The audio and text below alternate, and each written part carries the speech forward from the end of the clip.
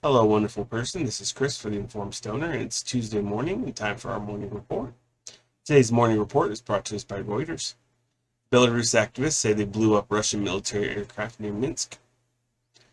Belarusian anti-government activists said they had blown up a sophisticated Russian military surveillance aircraft in a drone attack at an airfield near the Belarusian capital of Minsk, a claim that neither Russia nor Belarus confirmed. Well, I mean, if they did, they're not going to confirm it, right? Russia or Belarus, neither one of them are going to admit it. Let's be honest. The plane, a Bereave A-50 aircraft, has the NATO reporting name of Mainstay, and is an airborne early warning aircraft with command and control capabilities and the ability to track up to 60 targets at a time. Okay, well that sounds like it probably costs a pretty penny. All that capability, probably a nice target. Belarus, a staunch Russian ally, has allowed Moscow to use its territory to launch attacks on Ukraine, though so far has held off from getting directly involved in the war. Yeah, we have heard quite a bit about that. There were drones that carried out the attack. The participants of the operation are Belarusians. The leader of the Belarusian anti-government organization BIPOL was quoted as saying on Sunday on the organization's Telegram messaging app and on the Poland-based The Last News channel. Azarov did not provide immediate evidence to back his assertion. BIPOL, which includes former law enforcement officers who support opposition politicians, has been branded a terrorist organization by Minsk. Oh, of course it has. Belstat is a Polish broadcast providing a critical report on Belarus, which Minsk is also branded extremist. Okay, so in other words, a Polish broadcasting agency is letting these guys broadcast through them. Well, that's not going to go over well, I'm sure.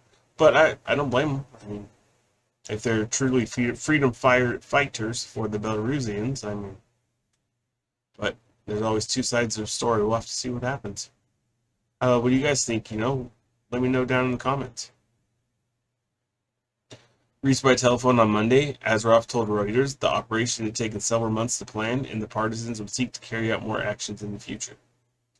We work on continuing our battles against the Russian occupiers on the territory of Belarus and with the criminal regime of President Alexander Lukashenko that has unlawfully seized power.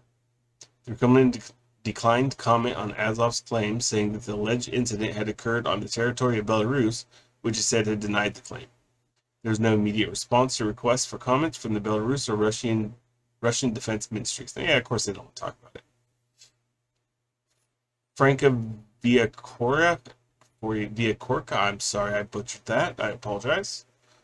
An advisor to Belarusian opposition leader Svetlana. Oh my gosh. Yeah, I'm dumb. Apologies. Oh, this last one though. Tishkavoka. I'm not good with Eastern or European names, Russian names, Eastern European. Not good with them. Apologies. I butchered the hell out of that. Said in a post on Twitter, the two Belarusian partisans had been involved in the attack on the airbase outside Minsk.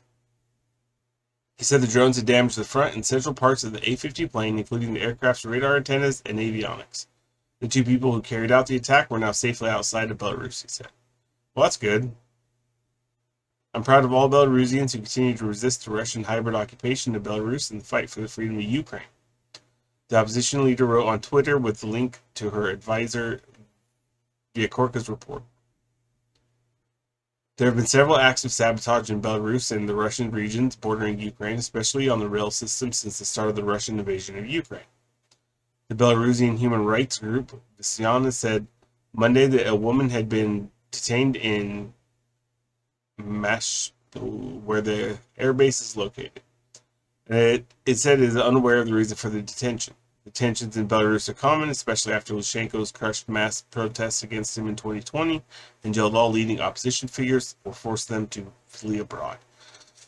Well, we know Lukashenko doesn't sound like the best guy, and he's probably a bad dictator. I mean, until I see otherwise, that's my thoughts.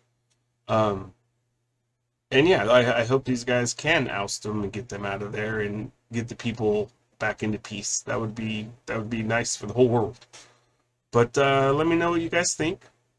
If you like what you thought, what I said, if you like what you saw, it's early. Still getting my head on, so to say. But if you like what you saw and you would like to see more, please like and subscribe and come and hang out sometime.